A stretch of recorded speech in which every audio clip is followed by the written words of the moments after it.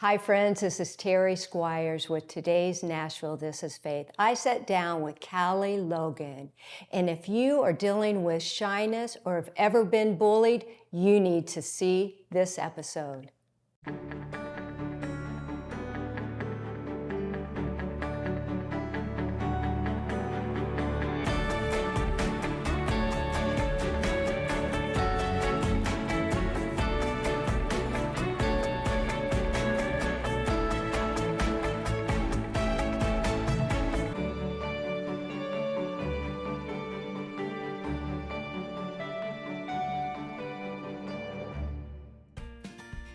Praise and worship the Lord. Let your voice be heard that will give him glory.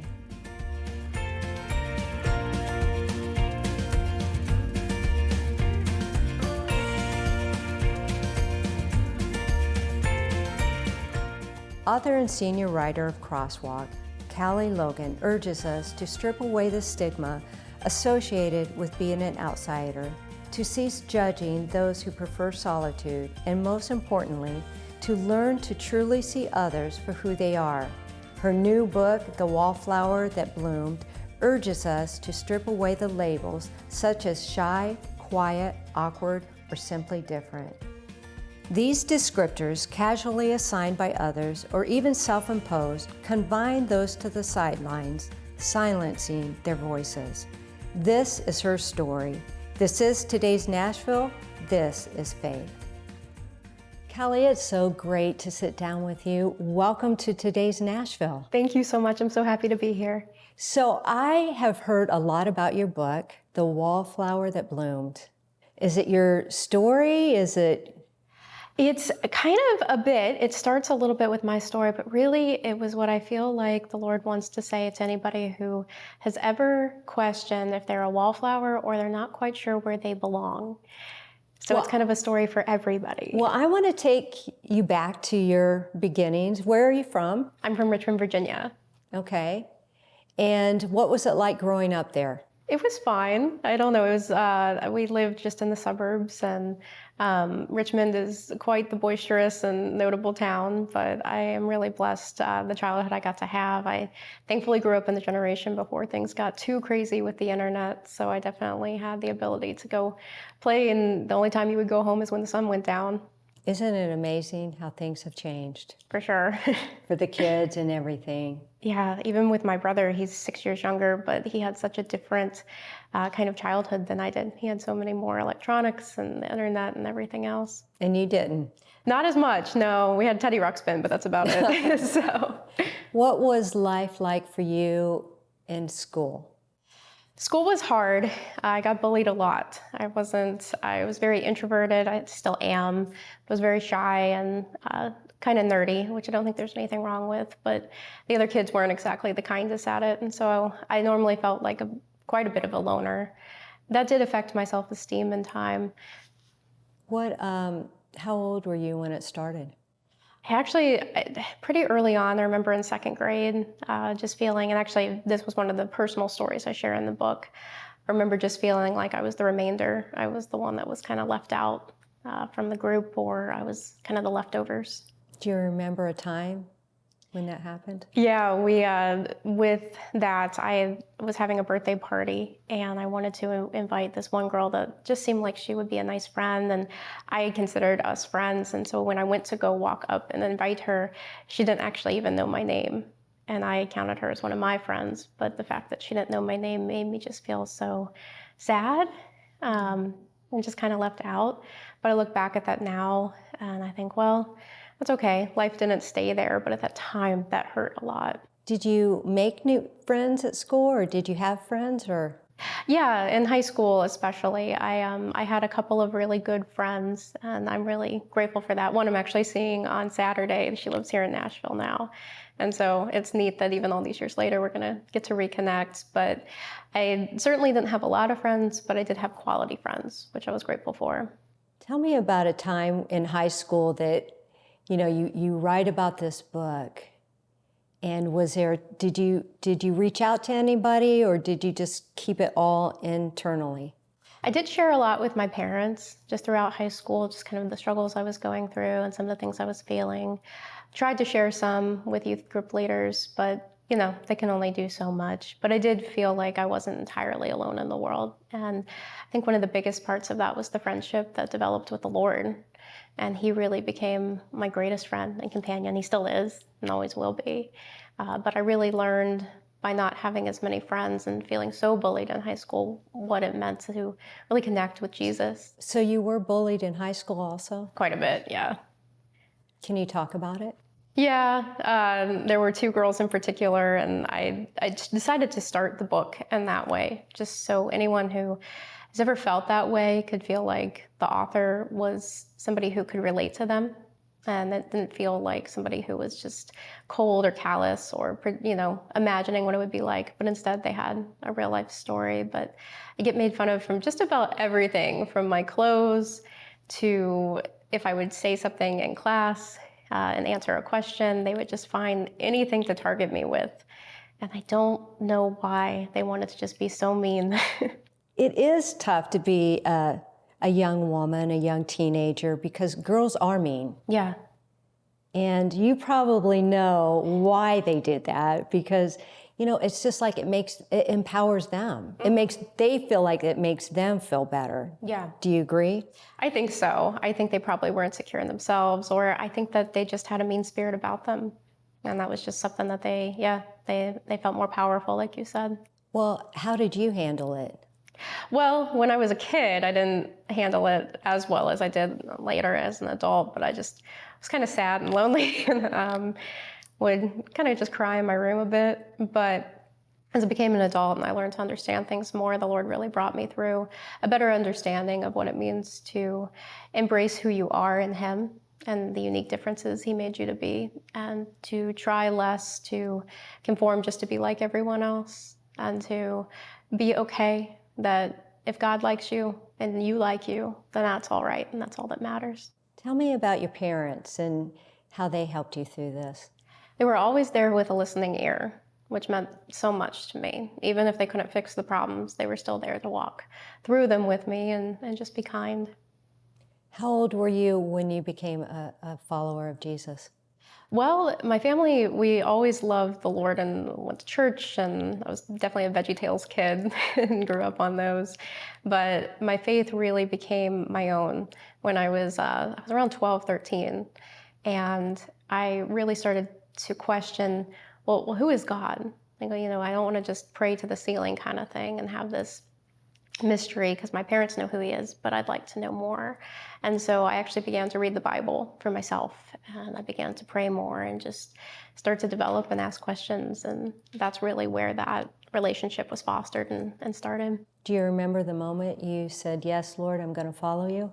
I do. There were kind of two instances. I remember being around 3 or 4 years old in church, and I really got excited, and I was like, yeah, I want to be in on this God thing. And then again, as a teenager, I just remember reading the Bible and really standing firm and almost kind of like feeling like I was grabbing Jesus' hand and saying, I want to do life with you. Were you involved in anything? Sports or? A little bit. I played softball and as a middle school mainly, and it got a little too competitive in high school. So I was involved in that a little bit, and then that's about it for clubs. No sports then in high school either? No, I kind of quit that after the girls got a little too tall for me, and I'm a little too petite. Well, I love what God has done in your life, because He's taken you from being shy and bullied into a whole new ministry of writing books, speaking, blogging, and we're going to talk about it when we come back. Okay.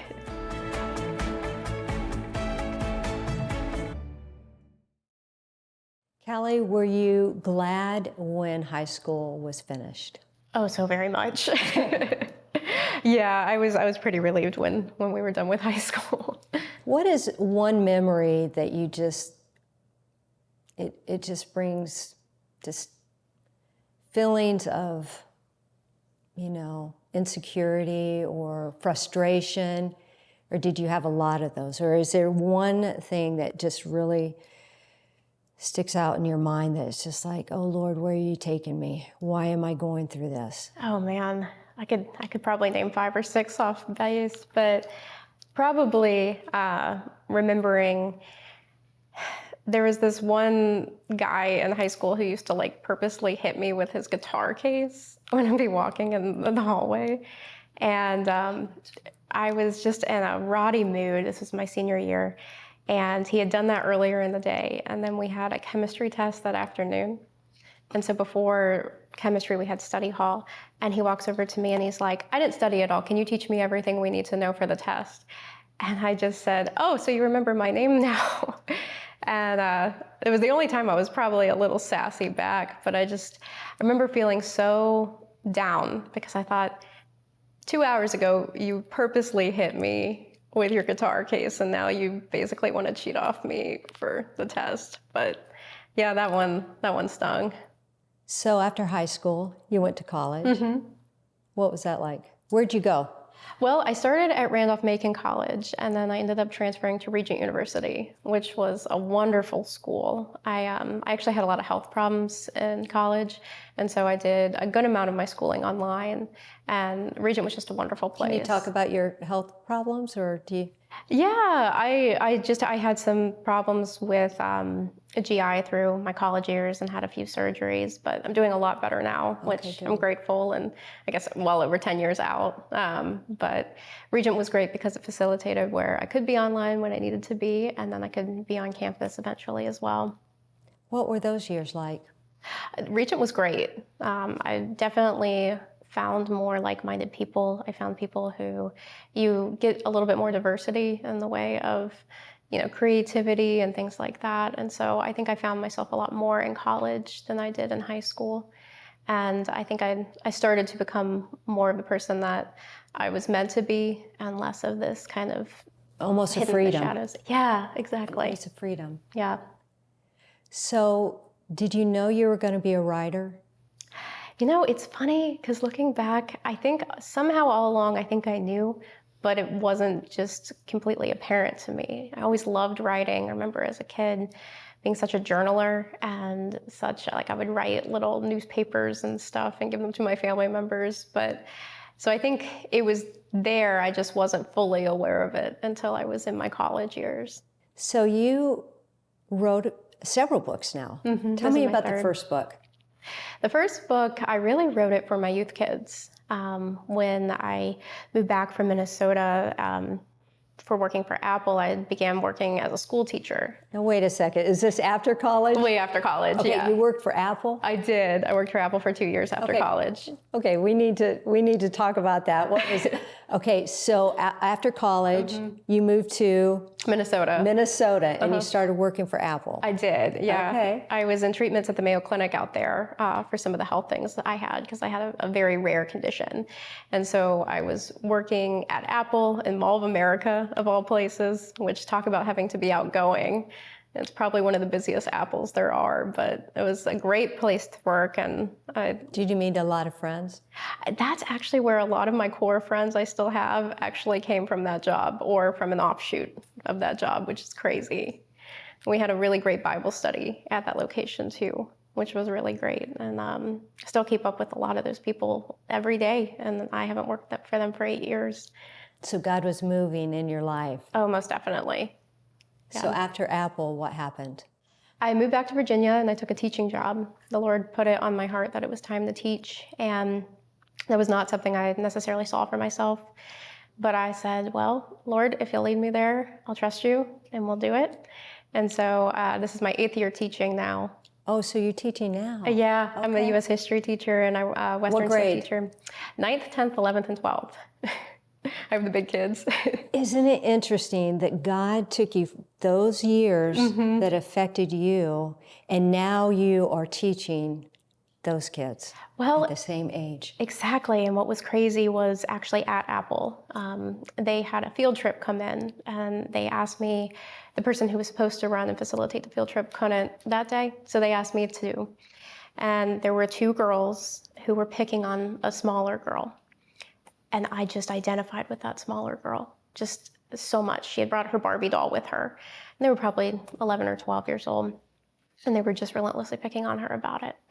And I froze for a second because I remembered being in that same situation and feeling like that. And I thought, wait, I'm the adult here now. I can actually do something about it. So I came at it from the side, and instead of reprimanding the two older girls for bullying, I complimented and said how cool the doll was for the little girl. And the two older girls just instantly were like, oh no, I have one at home too. Yeah, I do too. It is really cool, because they wanted my approval. And that was something that God really used. So when he asked me to teach, I thought, okay, it's because you want me to make a difference in children's lives, because I didn't have a teacher doing that for me. I was going to ask you, did anybody stick up for you at school? No.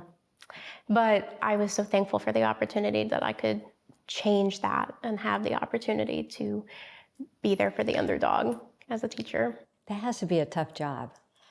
It very much is, especially through COVID. That was quite the undertaking. But in working with them and working with the youth at my church, I really began to develop just so much of a heart for teenagers. And so for my first book, it was actually just kind of a collection of blogs and journal entries and things that eventually became a manicured book of just being a big sister in Christ and offering some loving advice to young women and encouraging them to get to know God for themselves. Is there somebody that you can think of right now that you've taught that you know that you've changed her life? Oh. Or an incident where she came up to you and said, you've done this for me? There have been some really sweet ones. I'll get emotional, and I don't want to ruin my makeup. No. But one in particular, sweetest girl, she reached out to me about 6 months after I was her teacher, and she invited me to her baptism. And she shared that because I would pray in class, and sometimes I would just, if there was an opportunity, I would take the first 10, 15 minutes and we would just pray together, or we would have an instance. And outside of class, she'd reach out to me for just kind of advice, like big sister in Christ advice. And she said, you had such an impact on my faith, and now I'm going to be baptized, and it would mean so much if you were able to come. Aww. And that just meant the world to me, because I don't think there's a higher honor you could get. And I was grateful that the Lord allowed me just to be just his vessel, because that was the Holy Spirit. And I was really grateful to get to be his vessel that day. You know, it only takes one person to change the life of another person. It's true. And we're going to talk about your new book, The Wallflower That Bloomed, when we come back.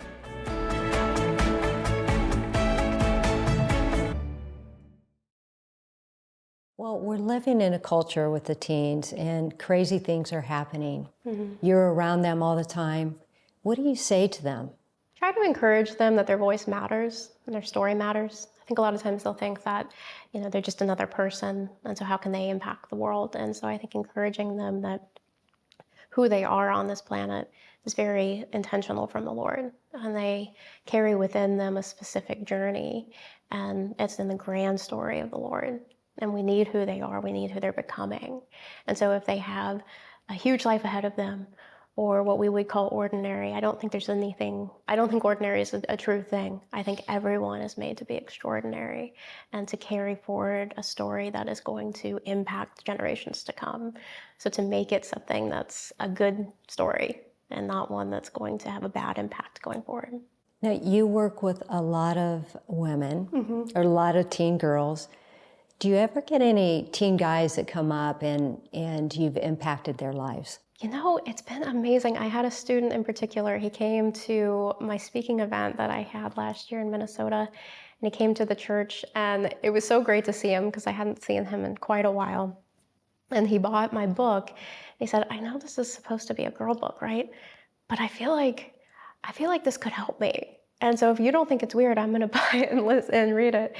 And it made me so happy because I thought, oh my gosh, yes, this can help you. And it was cool to see he reached out to me a few months ago, and he said that the book had blessed him a lot, and it kind of gave him an inside look at women and to have a better understanding. And so it was neat to see how the Lord had used a book that was far more geared towards women to actually bless and impact a young man. That's an idea for you. Exactly. To write something for the teen guys. I raised all boys. Mm-hmm. I didn't have a girl, but I dealt with, the issues that you have dealt with, and I've worked with teen girls in the past and saw the issues. And I remember my son saying to me, why haven't you done anything for teen boys?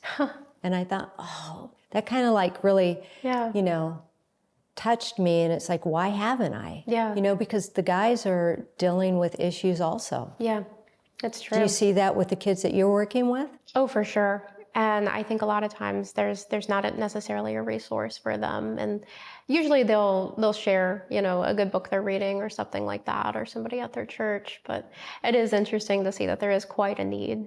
There, I gave you an idea. You did. You're working with Crosswalk also. I do. Tell me about that. Oh, I love working with them. I worked for them, I think 2015, 2016. I started writing articles for them. And it's a gift. I'm mainly in the Christian encouragement and singles column right now. So it's all blogs and articles and things like that. What are you writing about?